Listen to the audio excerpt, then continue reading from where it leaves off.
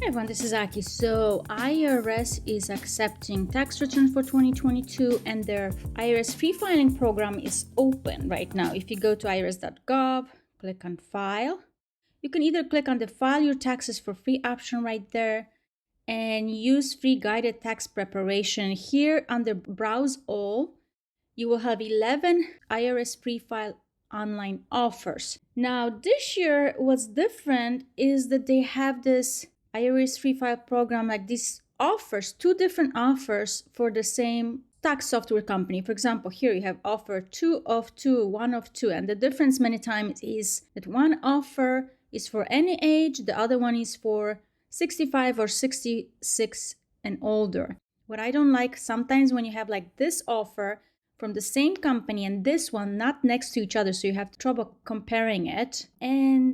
But now these ones are next to each other, which I like, because at some point when I went to the website, they were not next to each other. I guess they're shuffling them, and that's very hard to compare. But the one company that we're going to use that I have not used previously is the fileyourtaxes.com. Now, if you want the free offer, it's very important that you go to the IRS website and click from here. So I'm going to click to view this offer to get to the free file option, because if I just go to the website and say fileyourtaxes.com, now you can see they look similar, but they're not. You can see that here there's no menu at the top for the free file, versus the one if you just go to the fileyourtaxes.com. And if you go, there's pricing here. And when you look at the pricing right now, here you have information on tax return. Most tax return $45 for federal. Business, self-employed, Schedule CE $65. E-file is free. Oh wow. I'm being sarcastic here. Automated customer service says free. Printing for 6 months is free. Amendment is $35. Wow. A prior year return handling. So this, I was like, what is prior year return? So if you file after the deadline, there's $85 charge. Paper check handling, $15. State return. So federal and state are priced separately. So state, it's $40. And there's also additional charge if it's filed after the deadline. So this is really not great looking right now. Extensions are $19.75. Retransmission of rejected returns is free. Okay, wow, that should be free. Like, let's say if you make a mistake, it gets rejected, you should not be paying again for it. You should be able to correct the return and resubmit. File to paper return. So I assume if you want a paper file, that's additional fee. Telephone customer service option, it's $17.50, but here it says automated customer service. I assume it's the AI chat that's free. So this is already a little bit of a red flags going on with this pricing, the way it's listed. And here it says business services. So you can pay with your refund for additional $29.95. Business services, forms W-2 1099 filing. Okay, now what does it say? Does it mean if I file here, pay $45, do I have to pay additional $35 if I have like 5 to 12 forms? That's how I read this. So I can see that the pricing is very confusing. It's not very transparent. You can find yourself suddenly, you think it's 45 plus 40, but it could be additional charges. So I do not like it. But you can see the difference if I just went to the fileyourtaxes.com versus if I go to the fileyourtaxes.com/IRS Free File. So you want to make sure you click the link from the IRS website. Now here for the free file, it says your income has to be between these ranges. In some states, you have to be also 66 or under. And free state return is only in these states. And other states would be 40. So I'm in Illinois, I would have to pay at least $40 even if I use this free file through the IRS program. And here it says, otherwise you qualify for the return. Now, I don't know if this additional forms and so on applies, or will I still be covered under $45. So let's get started. Let's click get started here. And now I'm going to create an account. I'm just going to zoom in by clicking Command plus or Control plus on PC. Okay, I'm going to just click begin a new tax return. Whoa, It's a lot of disclosure, so I guess I have to sign this and type in my date of birth. I can't double click. Today's date, save and continue. And now I'm going to enter my information. Even though I entered zip code, it did not find the city. So it did have some error checking, which is good. Will you file an Illinois return? Yes. Do you need to file another state? I'll say no. Now, what is my filing status? Let's say I'm not sure if I can file some of these. Let's say head of household. So I don't have a wizard to help me figure that out. And what about here, dependents? It also doesn't really have a wizard. It just has a little info about it. Okay, how to unclick it? Click it one more time. I will say no dependents, and I know I'm filing single, but I don't like that I'm not able to have someone help me in case I have questions if I qualify for some of these filing statuses. Okay, I like that everything is on one screen so I can answer some questions. I don't have to go one by one. So here you can provide an ID, and this is good, like let's say for verification of your identity, because very few people know you. Let's say your driver's license number. So it is an extra protection for your tax return. Now here you would enter taxpayer identity protection. If you received that number or you actually requested yourself just to protect your social security number, maybe someone filed with your social security in the past, so your identity was compromised, so you would put that information here. I really like this option here right now. So there's 3 different ways of using the software. One is the Let System Be My Guide, which is a very easy one. There'll be just basic information you have to enter for the simplest returns. Then you can have Let the System Be My Guide if you have more complex situation but you're not familiar how to do your taxes and you don't know which forms you need to fill out. And then you have for advanced users if you know specifically which forms. So I really like that, having this option. So I'm just going to say the first one for now and then take it from there. Now at the very top you notice that it has my information, just made up stuff, and then federal refund, how much so far I would receive as a refund if I had a refund, and then state refund. If you have any dependents, you would enter it here, their info, and so on. I'm going to skip this because, or delete it actually, just so I don't have it in the system. Now here I'm going to enter my W-2. Now I have to enter EIN number. Now this is very important because your return can be rejected if you put in the wrong EIN number. Now let me just not put the last digit. Let me see if the software can recognize and let me know I made a mistake. Yes, it did. So I'll make sure that it's 9-digit. I'm going to enter this information. So here is asking for my W-2 information. I kind of like this, that it has a picture of the W-2. So you can really make sure you enter the information as you have it on your W-2. Let's see if it calculates. So it doesn't do any of the calculations automatically. So you actually do have to enter everything manually. So I'll do that. So I entered everything manually and I can click save and continue. And I can add new one in case I needed to. Now I can click exit the interview and use the expert method. So I do have unemployment income. So I'm going to enter that. Also, this is unemployment income not reported on 1099-G, but this one I do have it reported on 1099-G. This is asking for which year. Enter all the information. Unemployment compensation. Now, the 1099-G also can report state or local income tax refunds. You want to provide it here if that's the case. And many times people have 10% withheld from their unemployment or more, and some additional things that can be on 1099-G. Now you also, if you have any state withholdings, you want to make sure you don't forget them, and for which state, and is this a standard 1099-G? I'll say yes. But I'm going to enter my interest first, and I'm just going to use a basic entry, $100. There's nothing else on my form. I like that I was able to do a very basic one, and for the more advanced users, they can do that. And so this is already calculating my earned income tax credit and saying right now, this is how much I would receive. Say if I had an EIC disallowed in the past, I might have to file form 8862, and that's where you would check and do that. But in my case, it's not the case. Now at the top, it tells me how much refund and state refund I would receive thus far.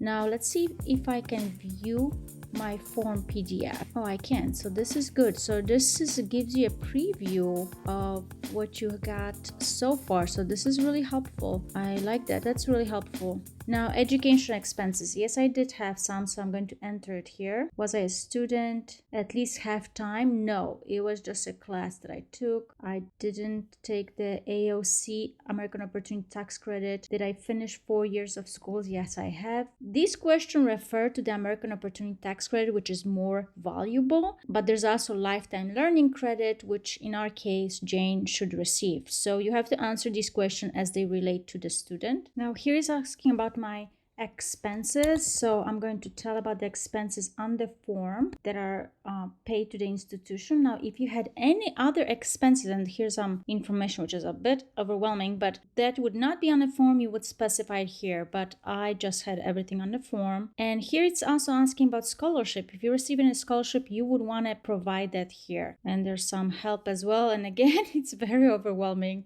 the help box, and I'm going to click continue. Now it's asking about healthcare coverage. Okay, that's perfect. Now it's asking whether you have the marketplace insurance, and I have, so I'm going to say yes. Did you receive any virtual currency? I will say no. Now this is related to the coronavirus specific tax legislation. It's not related to Jane right now. Foreign tax credits and some specific things that don't relate to Jane right now. Now it's asking if all the months are the same, and I'll say no because only 1 month Jane had the marketplace insurance. Now it's asking me to provide the information for January. Okay, I like it that I can see it all at once and just enter the ones that relate to me.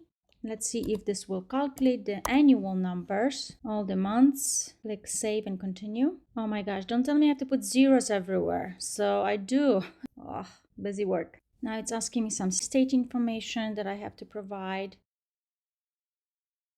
So right now it does tell me I have some errors, which is good, and I'm not done, but it does have the summary, which is really nice to be able to kind of tell what's going on. And I'm going to click edit. On the left, let's see, I have basic info and then federal info and then links to all the info. So I'm going to say I have some dividends. So let's say, could I search for forms? I can. Let me see, 1099 div. I guess I have to just do this, and it doesn't have 1099 div input, but I saw it over there, so it's not that smart, but I'm going to find it right here. It doesn't even say 1099 div, it just says dividend listing page. Ordinary dividend was $2.50, qualified dividends was $1.50, and that's all I have. Now I also have sold stock. Let me see if I know it's 1099B, or maybe stock capital. Okay, now I have capital gains and losses. So yes, to 1099B with no adjustment, which, so here it tells you kind of like a summary, short term or long term. So these are my long term. I bought it 10 years ago and the sales price was 2,000 and I bought it for 1,700. Sometimes you also have additional information. Click continue. And now what else do we have? We also have some deductions. So federal, and I want to go to deductions. What do we have here? Oh, okay, so it does show me draft how much I would have itemized deduction if I selected it. So that's helpful. I like that. But I'm going to just click Schedule A, itemized deduction. Oh, so it showed me a form, and I would have to enter it manually like that. Federal summary deduction. I would rather just enter it because sometimes you might not know where things go on a form. Real estate taxes we paid $875, and here you can optimize. Let the system decide what's better for you. If you had general sales tax paid versus state income taxes, for most people, if you have income tax in your state, that's better, but if you have no income tax, then general sales tax would be better. Other taxes, nothing. Now let me see if I search for charity. Cash contribution, non-cash. I just want to gifts to charity. Just have $50 and save and continue. And right away it shows me that it entered here. Now what I also have, I paid mortgage interest. So what happens if I click here? Oh, I was able to go to that form. Okay, that's helpful. Mortgage interest not on form or on form. I got form 1098, so I want to enter it here. So you just enter the information. Now I also had, I'm a teacher, educator. expenses and student loan interest of $200, and I had $150 of educator expenses. Alimony info will be here. That only would apply mostly to contracts before December 31st, 2018, but it doesn't really say that, so I wish it was more helpful. Now I can see what errors I have. So here's an error, Illinois. Okay, I'm going to view the PDF. Also, I can view actually each of the schedules too, not just the 2 pages. If I click schedules, I can review this, tell if something is incorrect. So that's very helpful. I also contributed to my IRA plan $400, traditional IRA. So let's see, we can look for it, search for it, or go to deductions. And here, do we have any retirement deductions? Maybe under adjustments. Yes, it will be under adjustments, IRA contribution page. And so it's $400 and save. And now I also want to go to state and make sure Illinois summary. Now I know I can deduct property tax credit if I enter my PIN, but it's not asking me that. So it's not smart enough to know that I need to do that. So let me go to Illinois, edit. Under Illinois, if I went to the summary, because I know I need to put the PIN, it's not prompting me. If I click Illinois return edit, now I know it's non-refundable credit, property tax credit. Now it says click to the right, and I'm like, where? But I think it just means this question here. And here you have to click that pencil. Okay, and now enter amount of Illinois property tax paid, and I paid $875, which I already entered on itemized deduction federal, so I want to make sure it's not a double counted, but we will see. And have to put in some PIN here, just made it up. And you have to provide a county in this case, and then just save and continue. Okay, now I can see that it did correct my refund, so that's good, but it was just not very obvious. But these little icons, these pencil icons, they actually lead you to the forms if you need to adjust it. View navigation, let me see here. I can get e-file status has preventing it from being filed. What error? So let's go to the errors. So I have to go to this. So I click on the link. So I was able to finally correct all the errors. So that's helpful having these errors. And here we have enter refund payment details, sign. I want a direct deposit. And here I can provide the information. I'm going to delete it for now. Just want a paper check. You have that option. Save and continue. Tells me the summary, and let's say start return filing process. Okay, so I didn't complete everything. So let's say if I go on the left to file, return to summary, I guess at the bottom, edit return attachments. Go to return summary, view the PDFs here. So that's helpful. I can view my Illinois. Sign the return. You just have to make up some numbers. Now you need the AGI from prior year, so this is very important to have a copy of your prior return. Let me just say it was 21,000. So this is important to have a copy of prior year return because you have to enter this information, the PIN from prior year as well. So I'm just going to make that up. I don't like how I just have to unclick the question mark for that pop-up to disappear. Let me do refund payment detail. I'll do paper check. No, it's not applicable. Let's see if this will allow me to process. So where's the checkout process? Okay, so I did have my Illinois for $40, but my federal, everything that I added, all the deductions credit is 0. So that's good. And now I will have to pay for this before I can file it. So that's fine. So I did complete it in a sense that everything that I entered, all the deduction credit were included in the free file option, but the state is $40. Now you can view PDFs, print preview. Overall, it was okay. The calculations were correct. There were some linkings. I was able to figure out where I am, and the error checking was really helpful. The free file was free. So all the deductions and credits that I have here, which I have a bunch, were included, but the state was $40. You want to make sure you click the link from the IRS Free File option, not by going to the fileyourtaxes.com website, because then you'll be charged all these additional fees. Thanks so much for watching.